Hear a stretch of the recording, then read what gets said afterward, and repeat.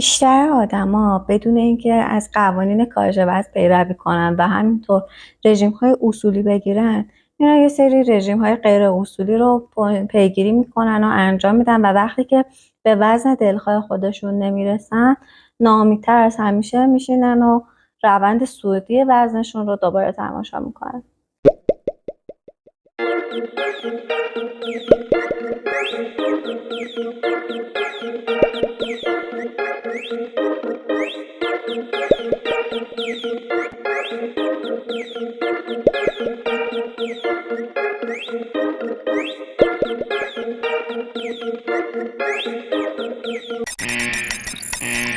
سلام، کیا هستم. به کانال من خوش اومدین. تو این ویدیو میخوایم در مورد دلایل شکستن رژیم‌های غذایی صحبت کنیم. همراه ما باشین.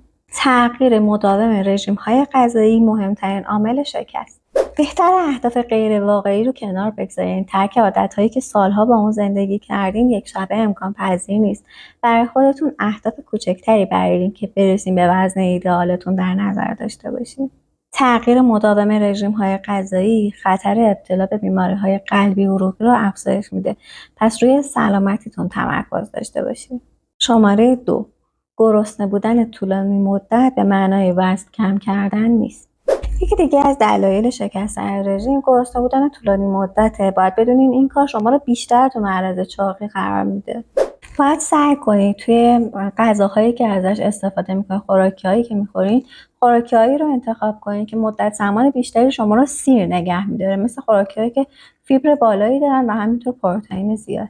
شماره 3، وقتی که بدن شما دچار کمبود ویتامین دی هست. وقتی بدن با کمبود ویتامین دی مواجه میشه، فرآیند سوخت چربی دچار اختلال میشه و خب چربی‌های اضافه تجمع پیدا میکنن و باعث چاقی میشن.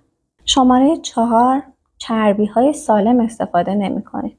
شاید یه جمله عجیب باشه براتون، ولی باید اینو بدونید وقتی بدن میخواد فرآیند سوخت و ساز چربی هم انجام بده نیاز به چربی داره. البته چربی‌های سالم، اون هم به مقدار متعادل. شماره 5، شکر و شیرینی خیلی استفاده میکنید. شکر دشمن هر رژیم غذایی هستش. در مورد تاثیرات چاقی با حالا خوردن شکر و قند توی این ویدیو کامل صحبت کردیم. حتما این ویدیو رو ببینید، خیلی خیلی برای سلامتی و آگاهیتون مفید هست. شماره 6، فرد دچار استرس است.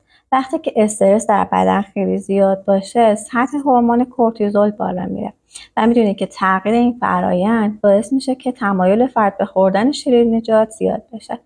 وقتی خب به هر حال شیرینیجات رو زیاد استفاده بکنیم، تو بدن تبدیل به چربی میشه و خب در انتها تبدیل به چاقی میشه. شماره 7، وعده‌های غذایی کوچک و مکرر استفاده کنید.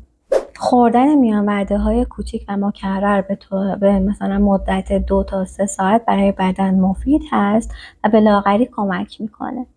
شماره 8، آب کافی بنوشید.